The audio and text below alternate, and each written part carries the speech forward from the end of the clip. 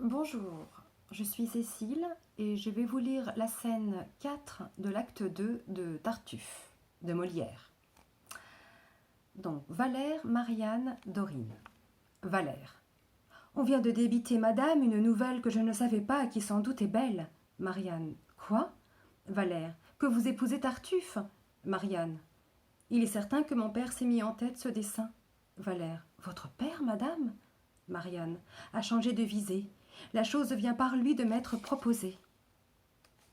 Valère. Quoi, sérieusement? Marianne. Oui, sérieusement. Il s'est pour cette humaine déclaré hautement. Valère. Et quel est le dessein où votre âme s'arrête, madame? Marianne. Je ne sais. Valère. La réponse est honnête. Vous ne savez. Marianne. Non. Valère. Non. Marianne. Que me conseillez-vous? Valère. Je vous conseille, moi, de prendre cet époux. Marianne. Vous me le conseillez? Valère. Oui. Marianne. Tout de bon?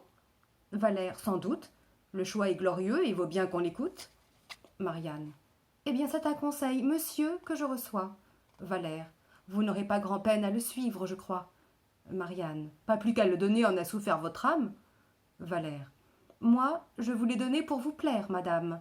Marianne. Et moi, je le suivrai pour vous faire plaisir. Dorine. Voyons ce qui pourra de ceci réussir. Valère. C'est donc ainsi qu'on aime? Et c'était tromperie quand vous, Marianne, ne parlons point de cela, je vous prie. Vous m'avez dit tout franc que je dois accepter celui que pour époux on me veut présenter, et je déclare, moi, que je prétends le faire, puisque vous m'en donnez le conseil salutaire. Valère. Ne vous excusez point sur mes intentions. Vous aviez déjà pris vos résolutions, et vous vous saisissez d'un prétexte frivole pour vous autoriser à manquer de parole. Marianne. Il est vrai, c'est bien dit. Valère. Sans doute. Et votre cœur n'a jamais eu pour moi de véritable ardeur. Marianne. Hélas, permis à vous d'avoir cette pensée. Valère. Oui, oui, permis à moi, mais mon âme offensée vous préviendra peut-être en un pareil dessein, et je sais où porter et mes vœux et ma main. Marianne. Ah, mais j'en n'en doute point. Et les ardeurs qu'excite le mérite? Valère. Mon Dieu, laissons là le mérite. J'en ai fort peu sans doute, et vous en faites foi. Mais j'espère aux bontés qu'une autre aura pour moi, et j'en sais de qui l'âme, à ma retraite ouverte, consentira sans honte à réparer ma perte. Marianne. La perte n'est pas grande, et de ce changement vous vous consolerez assez facilement. Valère. J'y ferai mon possible, et vous le pouvez croire. Un cœur qui nous oublie engage notre gloire. Il faut à l'oublier mettre aussi tous nos soins. Si l'on en vient à bout, on le doit feindre au moins. Et cette lâcheté jamais ne se pardonne, de montrer de l'amour pour qui nous abandonne. Marianne. Ce sentiment sans doute est noble et relevé. Valère. Fort bien. Et d'à chacun il doit être approuvé. Et quoi? Vous voudriez qu'à jamais dans mon âme je gardasse pour vous les ardeurs de ma flamme, et vous visse à mes yeux passer en d'autres bras, sans mettre ailleurs un cœur dont vous ne voulez pas? Marianne. Au contraire, pour moi, c'est ce que je souhaite, et je voudrais déjà que la chose fût faite. Valère. Vous le voudriez? Marianne. Oui. Valère. C'est assez m'insulter, madame, et de ce pas, je vais vous contenter. Il fait un pas pour s'en aller et revient toujours. Marianne. Fort bien. Valère. Souvenez-vous au moins que c'est vous-même qui contraignez mon cœur à cet effort extrême. Marianne. Oui. Valère.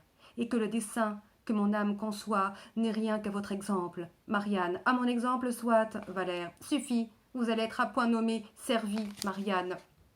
Tant mieux. Valère. Vous me voyez, c'est pour toute votre vie. Marianne. À la bonne heure. Valère. Il s'en va, et lorsqu'il est vers la porte, il se retourne. Marianne. Quoi? Valère. Ne m'appelez-vous pas? Marianne. Moi? Vous rêvez? Valère. Eh bien, je poursuis donc mes pas. Adieu, madame. Marianne. Adieu, monsieur. Dorine. Pour moi, je pense que vous perdez l'esprit par cette extravagance. Et je vous ai laissé tout au long quereller pour voir où tout cela pourrait enfin aller. Holà, seigneur Valère. Elle va l'arrêter par le bras et lui fait mine de grande résistance. Valère. Hé! Que veux-tu, Dorine? Dorine, venez ici. Valère. Non, non, le dépit me domine. Ne me détourne point de ce qu'elle a voulu. Dorine, arrêtez. Valère, non, vois-tu, c'est un point résolu. Dorine, ah. Il souffre à me voir, ma présence le chasse, et je ferais bien mieux de lui quitter la place. Dorine. Elle quitte Valère et court à Marianne. Ah, l'autre, où courez-vous? Marianne, laisse, Dorine, il faut revenir. Marianne, non, non, Dorine, en vain tu veux me retenir. Valère, je vois bien que ma vue est pour elle un supplice, et sans doute il vaut mieux que je l'en affranchisse. Dorine, elle quitte Marianne et court à Valère. Encore? Diantre soit fait de vous, si je le veux. Cessez ce badinage et venez ça, tous deux. Elle les tire l'un et l'autre. Valère, mais quel est ton dessein? Marianne, mais qu'est-ce que tu veux faire? Dorine, vous bien remettre ensemble et vous tirer d'affaire. Êtes-vous fou d'avoir un pareil démêlé?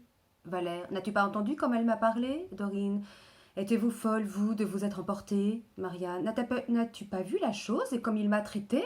Dorine, sottise des deux parts. Elle n'a d'autre soin que de se conserver à vous, j'en suis témoin. Elle n'aime que vous seul, et n'a point d'autre envie que d'être votre époux, j'en réponds sur ma vie. Marianne, pourquoi donc me donner un semblable conseil? Valère, pourquoi m'en demander sur un sujet pareil? Dorine, vous êtes fous tous deux. Ça, la main, l'un et l'autre. Allons, vous. Valère, en donnant sa main à Dorine. À quoi bon ma main? Dorine, à ça la vôtre. Marianne, de quoi sert tout cela? Dorine, mon Dieu, vite avancez. Vous vous aimez tous deux plus que vous ne pensez. Valère, mais ne faites donc point les choses avec peine et regardez un peu les gens sans nulle haine. Marianne tourne l'œil sur Valère et fait un petit sourire.